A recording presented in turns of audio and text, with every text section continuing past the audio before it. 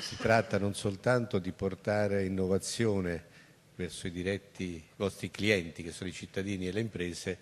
ma anche significa sviluppare una grande domanda di innovazione nel Paese,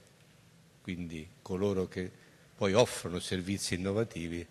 in direzione dei cittadini, in direzione delle imprese, e quindi far crescere